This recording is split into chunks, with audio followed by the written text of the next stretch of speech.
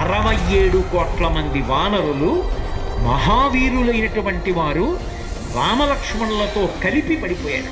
ఒక్క వానరుడు యుద్ధభూమిలో లేచి తిరుగుతున్నవాడు లేడు. ఇంద్రజిత్ శక్తి తెలుసు కాబట్టి విభీషణుడు వెళ్ళిపోయాడు, దొరకలేదు. స్వామి హనుమ ఏ అస్త్రము చేత బంధింపబడరు కాబట్టి హనుమ ఒక్కరే ఉన్నారు. అందరిలో పెద్దవాడు, బ్రహ్మ యొక్క అంశలో వచ్చినవాడు జాంబవంతుడు నేల మీద పడిపోయి ఉన్నాడు. విభీషణుడు కాగడా పట్టుకుని అడిగాడు, తాతా కుశలమేనా అని అడిగాడు. వానరులలో శ్రేష్ఠుడైన హనుమ బ్రతికి ఉన్నారా అని అడిగాడు జాంబవంతుడు. విభీషణుడు అన్నాడు, తాత నువ్వు అడగవలసినది రామలక్ష్మణులు కుశలముగా ఉన్నారా అని అడగాలి. హనుమ కుశలముగా ఉన్నారా అని అడిగారేం తాత అని అడిగారు. మొత్తం వానరులు రామలక్ష్మణులతో కలిసి పడిపోయినా కూడా నష్టం లేదు. హనుమ ఒక్కరు బ్రతికి ఉంటే మళ్ళీ అందరూ బ్రతుకుతారు.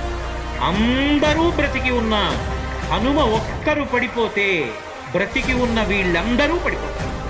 అందుకే నేను హనుమ బ్రతికి ఉన్నారా అని అడుగుతున్నాను.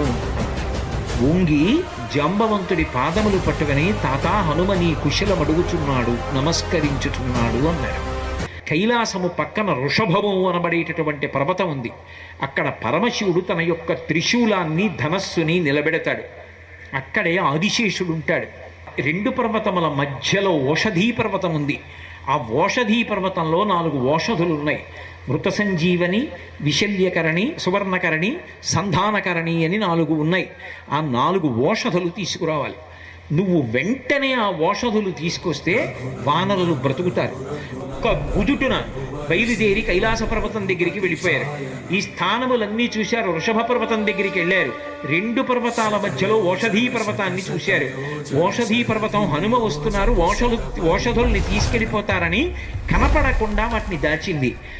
నా స్వామి అయినటువంటి రామచంద్రమూర్తి కార్యానికి పనికి రాకుండా ఓషధుల్ని దాస్తావానని ఆ సంజీవని పర్వతాన్నంతటిని పెల్లగించి చేత్తో పట్టుకుని ఆకాశ మార్గంలో కించిత్ శ్రమ పడకుండా కాంచనలంక ఉన్నటువంటి దక్షిణ తీరానికి చేరి యుద్ధభూమిలో దింపారు.